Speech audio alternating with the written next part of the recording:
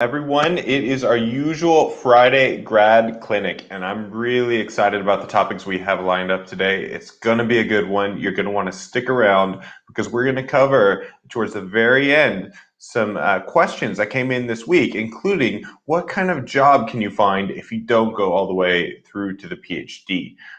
What steps do you need to take to prepare yourself to have a smooth transition? That's going to be relevant to anybody who's finishing a degree program and trying to think about moving to the next step. I'm also going to give you my top tip for staying focused. A lot of you have gotten in touch and said that focus is one of the things that you struggle with and you want to get better at. So we're going to have a short discussion where I'm going to give you my top tip that's going to help you stay focused. And it's so simple and easy to do that you can begin to apply it immediately today. You're going to notice immediate improvements. And then the other thing I want to do, because a lot of students have really got in touch with me about this, is help you guys stay on top of your literature review. So many students I talk to feel like, some who are old school like me and still like pen and paper, have mountains of paper buried on their desks, and they feel like they're just drowning and suffocating paper. Others find that you've got files scattered everywhere, and you don't really have a system to stay on top and keep on track for a complex project. So I'm going to take you through in a live session and show you the steps you need to take so that you don't get overwhelmed by your literature review, and you can keep track of all the complex information to get deeper and richer insights out of your literature review. And that's really going to pave the way for you to have a smooth, easy ride in your PhD. So many problems I see of people having their PhD is because they never got their fundamental first step right. They never got the literature review right. So this tool is going to be indispensable. Even if you already are familiar with using a reference manager, I'm going to show you how to get more power out of it to stay organized and stay on track in what you're doing. And so with that, I love to give a big welcome to our new members. Some of you are joining us for the first time. Really love to have you join, because this community is really an open access community for grads and really for anybody who wants to take the next step and get to the next level in their academic and research careers. And what we do at Fast Track Grad is all about providing mentorship, support, and guidance to really help you thrive. And I put this together because this is really the training that I wish I would have had as a grad. I came from a small school in Texas. I had a bumpy road along the way. And I remember at least 2 points, one where I actually dropped out, and another where I had so much pressure to find a topic that if I didn't get it done, I was going to flunk out. And it was only when I was able to have a life raft of some incredibly helpful mentors that I was able to get out of a bad situation. Over time, I went on to become a professor at Harvard, Oxford, Cambridge, and now Bocconi, where I'm incredibly happy in Milan. And I realized there were some patterns of why some grads thrived and others really slipped and fell behind. And that's, again, the goal of this community is to give you guys the tools and resources you need so you can avoid some of those common pitfalls and get on that proverbial fast track in your own graduate careers. So with that, I want to dive straight in, and I'm going to share my screen. And guys, by the way, this is really your opportunity to get help and support. I put together mini trainings based on what you're telling me you want help with throughout the week. And that can be anything from doing a deep dive, track change, editing, commenting on your documents, through to cleaning up your slides to help you really nail a stellar, memorable presentation. This is your opportunity. So every week, I love hearing from all of you guys so I can give you the right content for you this week. So let me share my screen, and I'm going to take you through an actual literature review that I'm currently doing myself. And this is for a project I'm doing for the World Health Organization at the moment. And so here you can see my messy travel laptop. And let me go into the actual document, which I've taken my notes, and I'm doing a systematic review as a basis to derive some policy briefs. And this area is something I'm really excited about. It's some of the research that I do is on risk communication. And so one of the things you always want to make sure you have is you want a system in place to stay organized in your search so that, right, if you need to retrace a step, you can go back a step. And instead of having to go to the very beginning and redo step by step going forward. If you want to go forward a couple steps, you just want to make sure you've documented everything along the way so that if you take a step forward, you can pause and say, don't like the direction that's going, I'm going to take a step back and really have things put together. When I worked in a lab, I did the same thing effectively. I had a lab notebook. In every experiment I did, I took detailed notes. So that way, if my experiment didn't work out, I could go back, retrace my steps, and try to pinpoint and troubleshoot and diagnose what the problem was. This type of detailed oriented work, being very meticulous about your steps, is really, really key, is really, really critical in everything that you do. So in that spirit, what do I have? I have my verbatim search that I popped into Pubmed right here so that I can go copy and paste. And if this works correctly, all right, I'll be able to just go into, let's go into Pubmed, copy and paste, and I should get everything that I had before, making it very easy for me to retrace my steps and also share what I've done for you. In your case, that might be to share with a supervisor so that anybody can trace your assumptions, see what you got, and that's going to make help you get more effective feedback from anybody you're working with. This is going to make it faster for them to diagnose where things might be going off kilter. So here you can see, it just replicates verbatim my search. I've got it here. And what I then do in the search, as you've seen me do in other videos, I send this to a citation manager.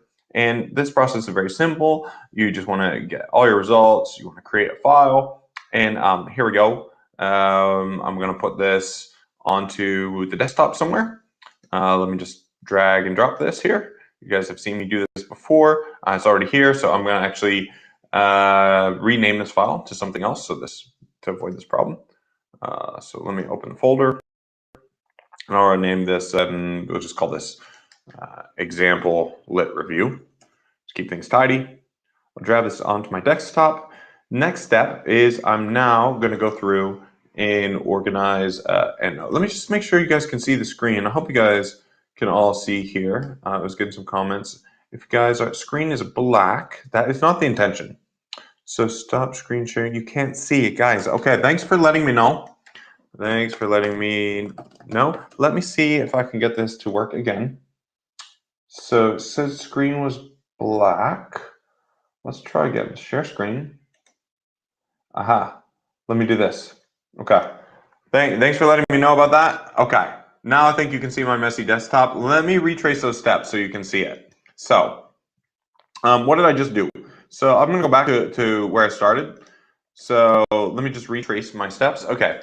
So what I've done here is I've kept my literature review organized so that I've got my verbatim search here that I can then copy and paste. And let me just check because I'm on my laptop, so I can't see everything. Thanks for letting me know about that, guys. Let's. I'm just gonna check on live. Can you all see now? I'm gonna pull up on my phone so I can just kind of liaise with you here and see that you've got everything. Here we go. It's live now. Let's see. Okay. It looks like you can see now. It's okay. Okay. Thanks, Mason. Thanks. Okay, good. I'm really glad. Sometimes you got to troubleshoot tech things, so that's good. Okay, so you make this really simple for yourself because then you can retrace your steps. So I'm going to copy and paste this in, and then go straight into Pubmed. And all I did here was I went into Pubmed, and I set my search up so I could very simply copy and paste it in and get exactly the search that I wanted to get. So that this makes it very easy to share with somebody. Right? I can send this by email. You can send this to your supervisor. You can send it to yourself. You've seen me export this before. What I just did is I sent this to my citation manager, and you want to get all your results and create a file. And so I'll save the file, and I'm going to go in here and I'm going to rename it to make it simple. So let's rename this like example lit review fast track. We'll go do this, and I'll just drag this onto my desktop here, and that way we'll be able to pull it up in EndNote. And I'm going to show you my system for staying organized in this process. If you use Zotero, I really encourage you to use Zotero because it makes things really, it's open access. It's kind of like the equivalent of what R is for doing statistical analysis. It's open access, open source. Zotero is the same. I started way back in the prehistoric period using EndNote X9, so I still use it, but a lot of my students use Zotero and get great results with it. And the principles are exactly the same. So let's create a new library, and we'll just call this fast track example. And here we go. Now we'll just import our file. And one thing to pay attention to is we're importing from Pubmed, so you have to pay attention to what format you've exported as. And let me come in here to example, let review fast track. Here we go. And fingers crossed this all goes smoothly. And it should do. Okay, and there's our 146 references. Now, what I want you to start doing is this. Now, some people just use a reference manager to go into Word and cite things. But when you're doing your literature review, you really need to have a system to stay on top of this and keep track. So what I like to do is create groups. And now, some of you will remember that the process of your literature review, you're going to be following something that's very important. Even if you're not well, I strongly recommend you follow this to keep things on track, whether you're working in business or education or other fields. These flow diagrams are going to help you stay on track. So this here is Prisma Transparent Reporting, Systematic Reviews, and Meta-Analysis. I find this is just a nice template and something that you want to follow. I have created a version of this that is easier to use as a PowerPoint slide. So if you want to copy that, let me know. I'll drop it in the group for you. But I'll show you what it looks like, because this is kind of to give you the guidance to kind of, like I said, take a step forward, take a step back. You need to and stay organized.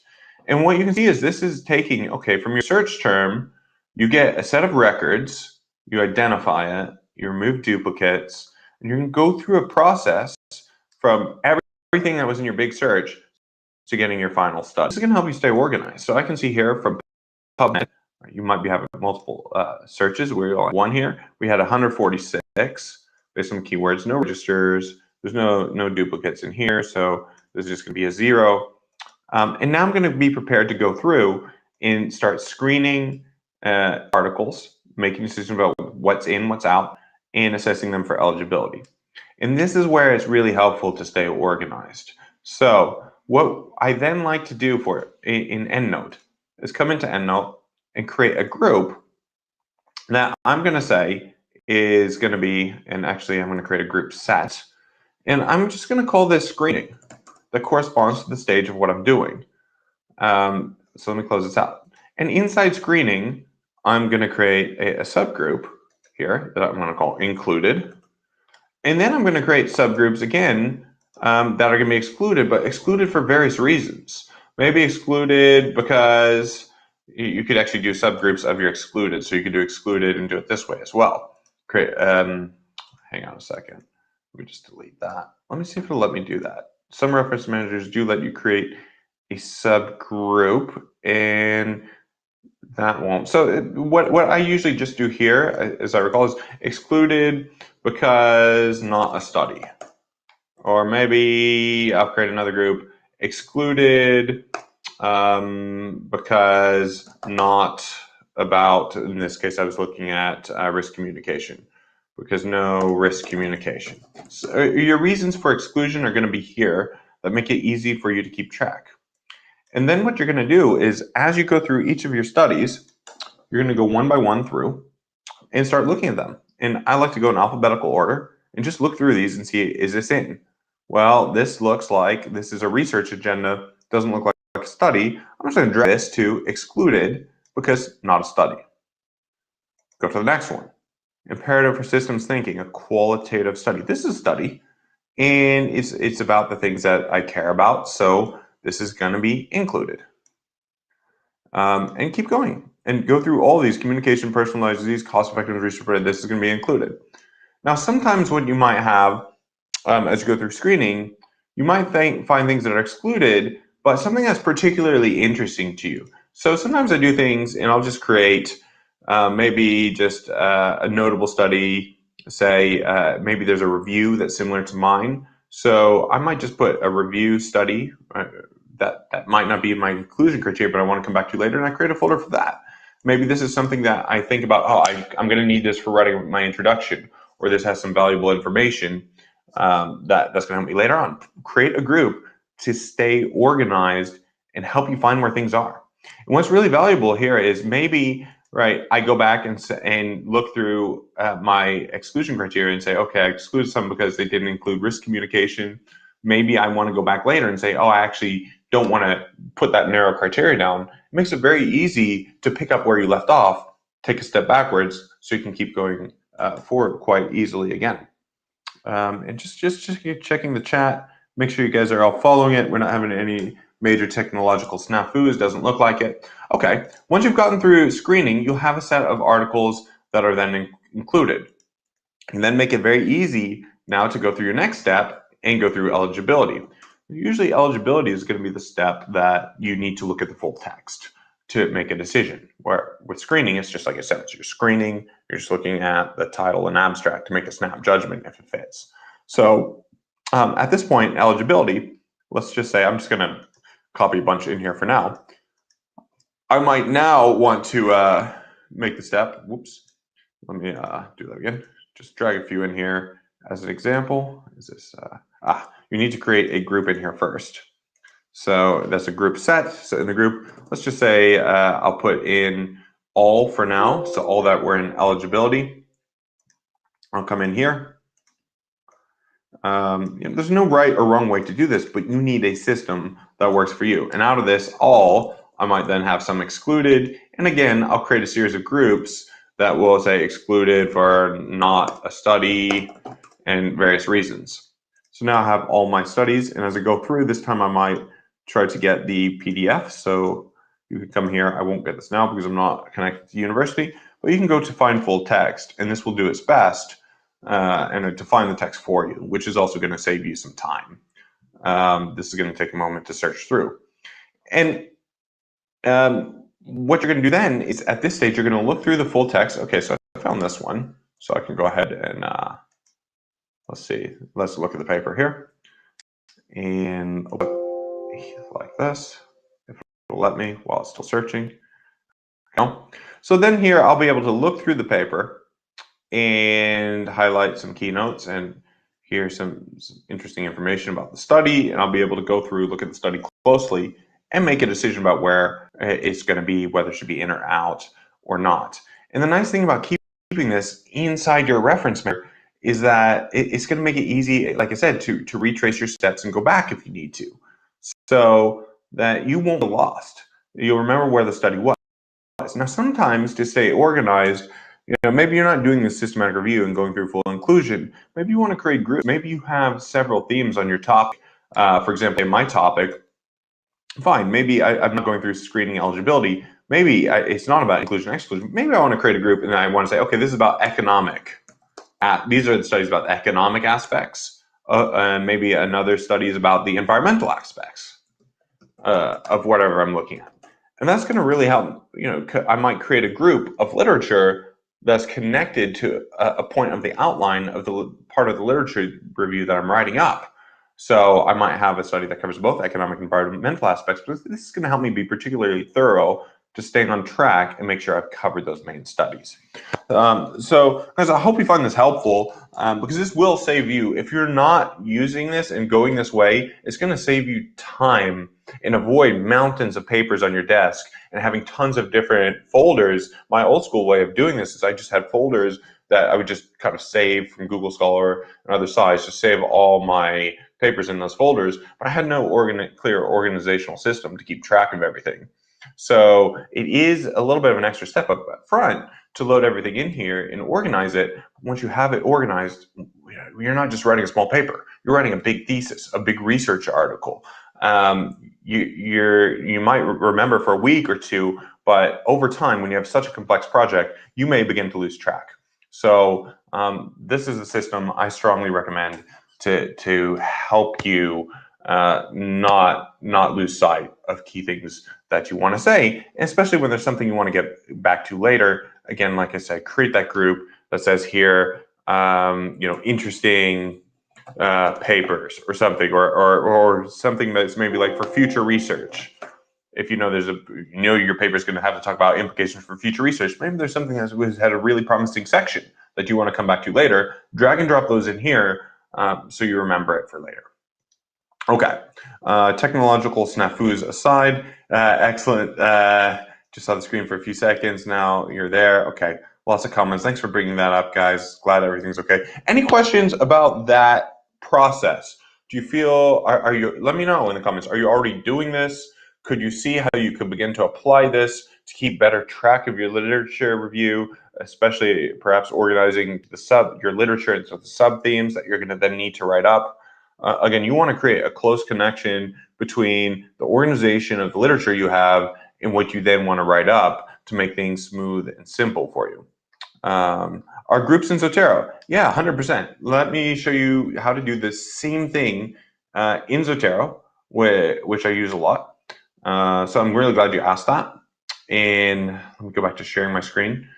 And let's see, make sure I don't mess this up because sharing my entire messy screen again. Here's Zotero. Okay, you can see I have a lot of different things.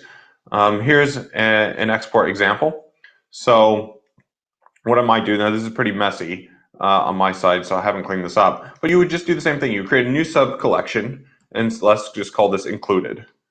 All right, so here's my Zotero export example, and I can create a sub collection. And what I like about Zotero is included, let's say excluded here. Whoops, see exactly. Zotero actually has this nice feature where within included, I can create the subfolders. EndNote doesn't let you do that because it creates this new sub collection. So what I really think, and Zotero is starting to surpass in functionality EndNote. So excluded here, you can really do this nicely and say, okay, not a study. Here, I can create another one here, new sub collection to say, what did we have before? It wasn't not risk communication or whatever you have. And it makes it's the same process, same flow. So I can drag this here into wherever I want to put it. Not risk communication, so it's going to drop right here, right where I want it to be. Excluded, I'm going to know the reason why it was excluded and the numbers for why it was excluded. So 100%, whether you're doing this in Mendeley or many of the other reference managers out there, they're all going to have this really helpful and important functionality for you. So thanks for asking that. Yeah, I see somebody saying the concept is very helpful. Great. Sub-collection, exactly. Sub-collection, Zotero equals group. Exactly. So yeah, there's slightly different terminology, but again, all the principles are the same. Sometimes people have some trouble exporting from the different databases to these sites. It's just something you really got to keep an eye on, and you may have to troubleshoot because what happens is, say, Web of Science updates how it does things. Zotero doesn't update on how it does things, and they don't communicate as seamlessly as you might want. So I don't have a magic formula for that. I find exporting from Pubmed is very simple. Web of Science is pretty simple, but you might have to troubleshoot it just to make sure you get it 100% right. We've got another question here. After selecting articles that you want to reference, how do you structure the introduction literature review part of the paper? So I think one of the big principles with our simple writing methods that I advocate is to write the paper from the inside out.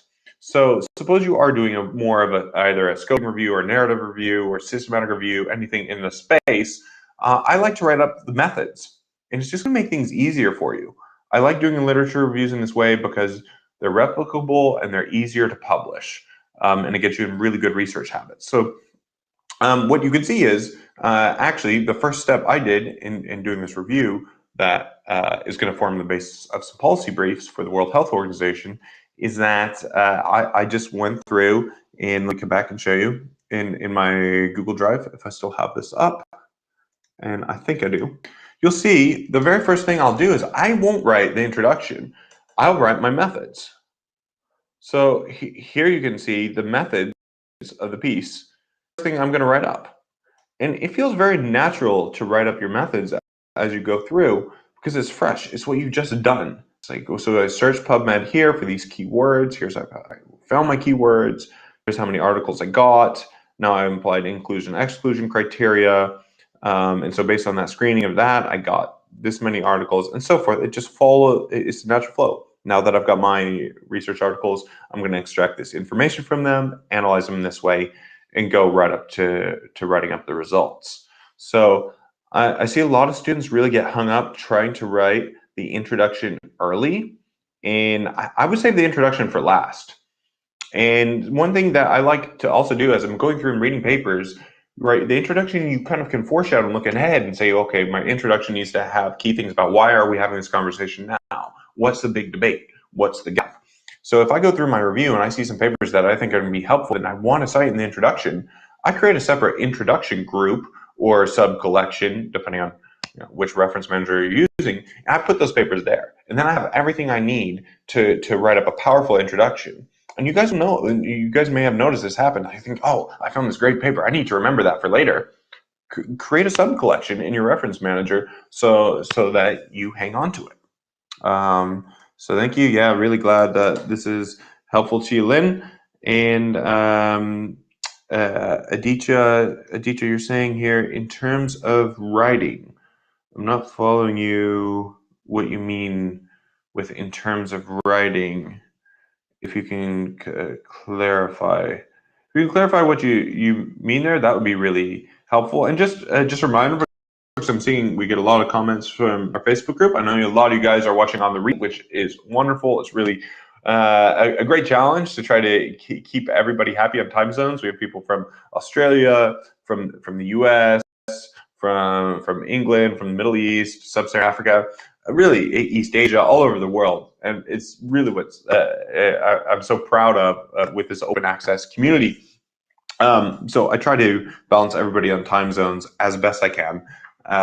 Doesn't always work, but that's why we pick this usual 4 o'clock Central European time platform. Okay, Aditya, not sure if you haven't joined our Facebook group already. For those of you who are joining from other platforms, do, because you're going to find a lot of master classes and even more additional training than that's 100% free that I definitely want you to take advantage of. Just come back and see Aditya's come back to us. My initial question was with respect to okay, didn't clarify the question. Don't worry about that then, Aditya. So yeah, let me know. Comment afterwards. Again, if you can start to apply this method to stay on top of your literature review and not feel drowned by it. Let us know if you have any other additional tips, tricks, or things that you personally found helpful, because that also benefits other people in the community who might be struggling with some of the same things. So with that, let me turn now into focus and give you what I think is probably my top tip for staying focused. And just before getting into that, let me say, so many students struggle with focus. They sit down and feel like they're just staring at the computer and like their mind goes blank, not getting anything done, or you're trying to write and you feel stuck. It's like a permanent writer's block. The words just aren't coming to you. And it's incredibly frustrating. And it can really tip you in the cycle of thinking, I'm just not good enough. I'm not going to be able to get this done. And then you start putting loads of pressure on yourself, and it really creates a negative spiral. The other thing that happens, I find with students who sit down to try to write is, often what you're doing is difficult. It's hard. Many of you are doing this for the first time, and it's a challenge. And we have a natural tendency when something's challenging that it causes us a bit of discomfort. It's like feeling like you're being stretched. And being stretched is not always the most pleasant sensation. Maybe if you're doing hot yoga or something, it can be very enjoyable. But this is really a mental stretch. You're exercising some mental muscles that you may not have used. And so what happens when you do that is your mind has a tendency to go anywhere but here. And so that I could easily I'm going to check my cell phone, or I'm going to go jump on Facebook, see what's happening, or maybe I'll go check my email. And little do you know, you had blocked aside, if you'd done this right, and you watched our other videos, you want to block off some time for deep work. You've just consumed half the time you had allocated and don't have anything productive to show for it. So, top tip for being focused. This actually comes from what I've done here. You can see I'm not in the office right now. I'm currently in Amsterdam for some trainings that I'm doing. And I specifically picked an Airbnb for this key criterion of what I knew I was going to need for me to help be focused. And I picked a room that had an office that is closed in, isolated, and sealed from everybody. And that's because that's my top tip. I want you guys to stay focused, to put yourself in an environment where you have zero distractions. Zero distractions. If I could put you in a white room with white walls and nothing around you, never mind if the environment is not the best for stimulating creativity, I'll put you in a room that is completely isolated from everything. That you don't have people walking by, you don't have noise from a coffee shop, you don't have, I don't know, a cat jumping around to distract you, whatever it could be. Uh, until you guys are really good at becoming indistractable, which many of you may not be, and I know personally I'm not the best at, especially if I need to do something where I need deep, deep concentration, then I strongly recommend to stay focused is to say, okay, maybe my focus is not 100% at the moment. It's something I want to train up. But to make it easier for myself, at least for now, I'm going to lock myself in an environment where I cannot be distracted. For me, during grad school, that was a library. I loved going to work in the library, silence, no distractions, uh, just work. I liked sitting, especially I found a library, a little corner in a library where there was hardly any traffic of people coming by. And I found after time, maybe the first few times, I wasn't that great still at focusing, but I got better at it over time. Got better to where even now I can think about maybe doing some work in a coffee shop or even a public setting, but only the kinds of work that might not take really deep levels of cognitive thought, but things that might be routine, say organizing a data set, going through inclusion exclusion of a literature review. But for having to write critically or think very hard, I need to have all my mental faculties engaged in the task at hand to really be my best. I think many of you will find to really be your best, it will be the same thing. Unless you have the muscle memory and habit and something you've already done and you can do without having to think about it very hard. So let me know what you guys do to stay focused and how you've trained to improve your focus over the years. And I like this idea that sometimes people think, oh well, some people are just naturally gifted at being able to focus and others not. No, look, we live in a world that trains you not to focus. We live in a world of instant gratification where you can get immediate stimulation from your phone, and what you find is people's attention spans are steadily dwindling. So you're actually living in an environment that has shrunk your attention span, and you need to actually compensate for that and do things to build it back up. And the best way to start that process of building up your focus is to cut off social media, get yourself in a room where there's no distractions, no phones ringing, no people coming to bother you, and really barricade yourself away from the world. Give that a try. Let me know how it goes. And somebody's saying, yeah, find a room exactly without distractions in order to focus. Susan, glad you agree. And let me know how you do, because I will say, if you can, so many people also tell me, I just don't have enough time. I feel like I'm working a job. I don't have enough to do. If you can master this and build up your ability to focus, you will get more done in less time. You will more than double. You will quadruple your productivity. 100% guarantee it. If you can find a way to protect that time and protect that space for yourself, give yourself that gift of training your focus, you'll be astounded by the results you can get. Okay, let me keep moving. And guys, do pop into the chat if you have any questions about that and managing your focus, and on the literature review. I want to come to a question that came from Swati in the group, and I just want to actually pull it out and read verbatim what Swati wrote to me. So 1 second here. Let me pull back out of this because I'll do it from the computer. Give me 2 seconds. I'm just going to pull this up so I'm staying true to her question. I thought this was a particularly relevant one because it captures a lot of things I think that several students wonder about, especially if they've had some bumps along the road in their grad training. So Swati writes, says, hey professor, can you talk about what are the options in industry if someone decides to quit their PhD in between and graduate with a master's, specifically in the field of economics. So I get this kind of question a lot of, well, I'm halfway through and I don't know, this isn't going well, and maybe I shouldn't have done a PhD in the first place, and maybe I should quit. What are my options going to look like then? Before getting to the point of quitting, and this is very common. I mean, I saw even some more recent estimates that about half of all students who start a PhD don't finish, which is a terrible loss on a big investment that you're making in yourself, in your graduate training. You're taking time out of the workforce to invest in your skills. So you want to make sure that you've gotten yourself into the right PhD, you're doing it for the right reasons, and that you don't end up being one of those statistics, because that will happen to some students, but it is, I think in many cases, I really think these trajectories can be avoided if you take the right steps. So I want you first, before looking down the path of leaving, is look at least about how did you get to this position? How did you get to this point right now and right here?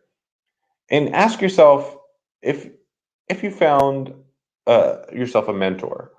That ask yourself if you have true support and genuine guidance of people who are in your corner and want to help you to thrive. Because I was in that same position, and I know what that feels like. And I realized I didn't have the right support, and I was trying so hard. I was getting burnt out and trying to figure it out for myself. When the reality is, I just needed some support to get through something. And when things were explained to me or the right steps were shown to me, I could really figure it out and I could do well. But it was just taking me a lot longer, and I felt uncertain, and it's like my feet couldn't find the ground when I was doing it for the first time.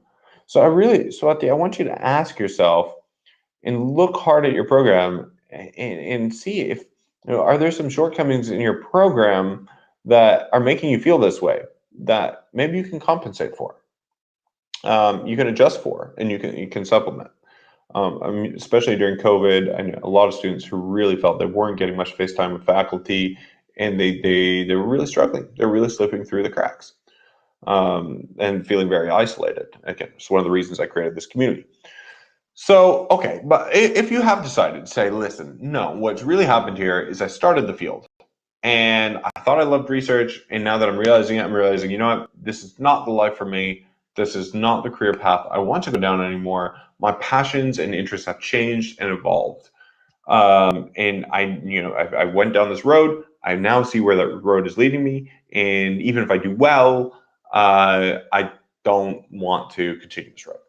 That's a good reason for shifting your PhD. I mean, it's like the famous economist said, since what you're an economist, Keynes said, when the facts change, I change my mind. And so in your case, if these facts have really changed, you've realized, look, initially I wanted to do the PhD because I thought I wanted to go be a research professor. Now I've realized I don't enjoy research. And I've tested the waters, not for me. I want to go into industry. Perfectly okay. Still, even then, there's you're halfway through. If you can then find a way to finish to just tick the box, you still will get a premium on the job market. Maybe not a huge one, but on average, a PhD does earn more than a master's student, and also you get a certain respect having a PhD that can open up career doors and opportunities. So I still would be a little reluctant, even then, if you decide you don't want to do it, to throw away that investment. Certainly, students who want to go and work in the UN, NGOs, other areas, the PhD does offer some respect and credibility that will help you. It opens up funding opportunities and other doors for you internationally. So have a think about that. But if you do step out, and that's okay, I just want to make sure you're doing it for good reasons and that you're not just being pushed out, and feel like you're backed into a corner and this is kind of the fire exit for you. Rather, I would rather you walk out the front door deciding that, hey, I've looked at what's here and I don't want to do it. In this case, you've got plenty of options. So definitely with a master's in econ, you can consider going and working for a range of different companies, because you've got a core set of analytical skills and research, probably good quantitative methods that are high in demand. around, I mean, the ability to mine large data sets, make sense out of a world with tons of data and say something meaningful about those data, you can take anywhere. Right? Facebook hires a ton of data scientists. I'm not saying they work for Facebook, but same with Google, investment banks, pharmaceutical companies. Almost every area of work is wanting to hire data scientists to help improve their operations and make things work better and function more smoothly and effectively. And I'm a big believer in using data to guide effective business decisions. So, Swati, I don't think you would actually struggle with your master's to find potential areas to get a job. Where you may struggle is finding entry points. Because at this point, if you have decided to transition to industry, you want to shift your gears, pivot a bit, and focus on getting internships and find a way to get your foot in the door. And that might be if you have somebody from IBM come in a finance or economics division come give a talk, maybe you go attend that talk, connect, and try to get uh, an internship through that. So you just need to then start changing your strategy to optimize for your goal. And I highly encourage all of you to do this. You want to really have kind of your goal at insight of what you're really trying to achieve and begin to reverse engineer on how can you achieve that goal in the most efficient route, most efficient amount of time. And if you have thought of that already, I really encourage you to do so. I want you guys to have real clarity about what is the PhD or master's program you're in trying to help you achieve career-wise. And if you haven't made yourself a career map, this is absolutely fundamental. I'm really amazed at how many graduate students have not really made a roadmap. And they're somewhat kind of groping for stones to cross the river, kind of not really sure where they're going or why they're going there. Maybe somebody suggested that they do it, but take that time to map out your own career roadmap and figure out what skills, what ingredients you're going to need to help you get to your ultimate goals and construct the kind of life that you want to lead. And if you do that right, again, the results can be incredibly rewarding. But I do see so many grad students just kind of stumbling along, kind of like sleepwalking from one project to the next, not really driving themselves forward with their own vision and mission in mind of where they want to go. And if you don't have that clarity in that direction, it makes it hard to say no to things. It makes it easier to get distracted and not stay focused, not even just focused in the sense of focused on the work that you need to do, but focused on kind of the North Star, the keeping your eyes on the prize of where you want to be. So I do encourage you to make that roadmap. And Swati, let me know what you decide to do. If do reflect, let us know in the comments too. If if you really critically reflect and see if there's something deeper going on that's led you to this point to feel the way you feel now about your grad training, and if before completely jumping ship, if there's a way you can engineer a strategy to complete your PhD, but also do some strategic internships along the way that's going to help you get the job of your dreams. Okay, any last questions before we sign off for today? Really good topics, everyone. Really glad that for everybody who got in touch. Got a comment here that yeah, roadmap and career objectives are so important. 100% agree. And thanks, Susan, for echoing that.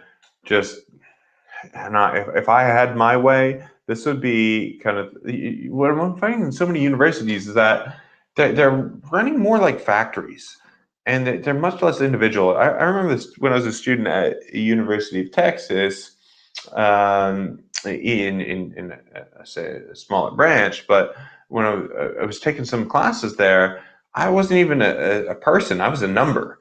And in the test score, I didn't write my in the test. I didn't write my name. I wrote my number of my student ID, and it just reflects again in the process. There's not this kind of this attention to you, to your growth in your career. University education has become very highly commercialized, and the helps universities to scale training programs, but it may not fit with your unique needs and your unique life goals. So definitely, thanks, Susan, for mentioning that. If you guys haven't done a roadmap, define your career objectives, even if they're murky. Now, you don't have to know everything, but setting those initial goals is going to make a world of difference for you.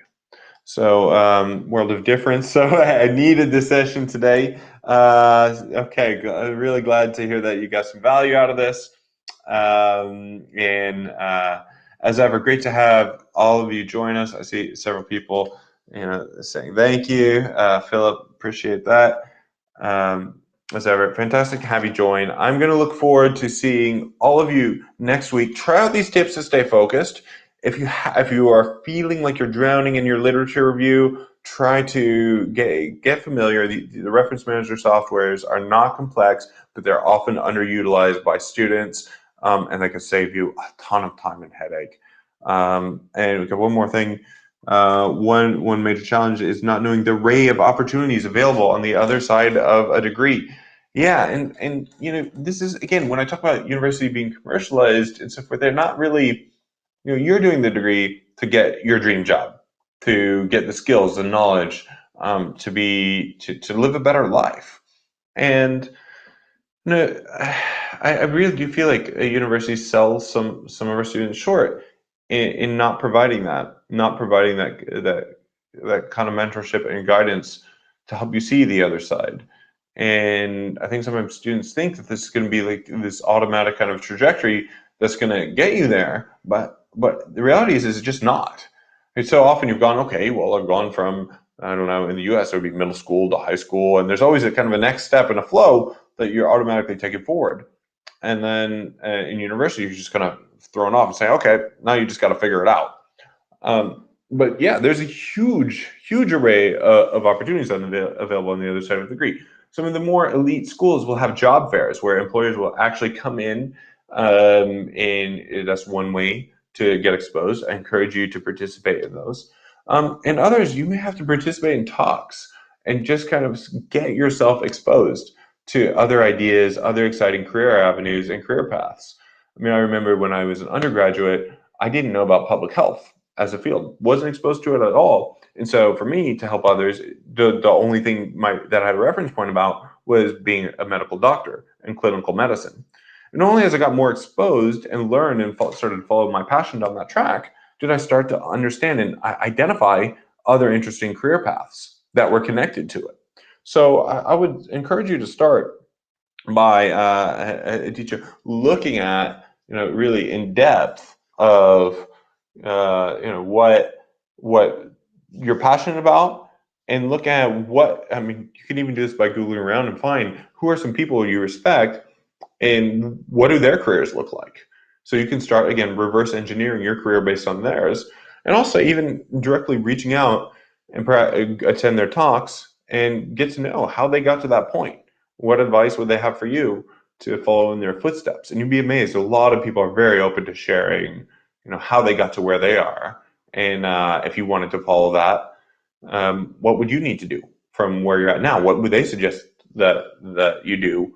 And if they had to do it over again, what would they do? So these are some basic questions to approach people to give you an idea of the array of opportunities on the other side of the degree. And most universities do have a careers office that will give you some support and guidance if you make use of it. Those can be of quite mixed variable quality. But if your university does have this available, seek it out. We've talked before about how one of the big untapped resources that you can have in research is the research librarian. It's like having a free research assistant. There are sometimes some untapped resources that you do have at your disposal. So I would encourage you to tap the careers office in universities. I mean, you're paying for it. At least try to squeeze as much value as you can out of the investment you've already made.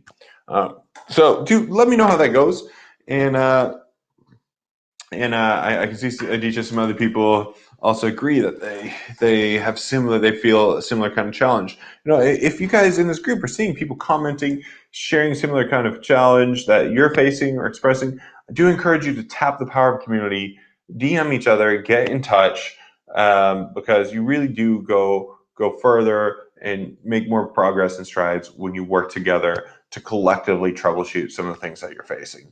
And I do love to see how we've got people in this group who have begun to co-author together and use it as a basis for networking and to accelerate your careers. So, guys, that's a good point, I think, to stop for today. Really good questions. And as ever, I'm going to field your best questions throughout the week as I look towards next Friday to construct a mini training for you to address some of the things that you're finding challenging at the moment and help you guys fly and progress. And one other thing I wanted to say, as always, those of you who are interested in accelerating your progress, going further, we just had a tremendous response after our Black Friday promotion in the group. I do encourage you to get in touch with me. Let's set up a one-to-one accelerator session where we can really begin to flesh out your roadmap to give you clarity and direction and identify what some of those stumbling blocks may have been along the way and how we can connect you to the right resources to unleash progress and help you thrive as a grad and beyond in your career. Great weekend, everybody, and I will look forward to seeing you next Friday at our usual time, 4 p.m. Central European Time. Bye for now.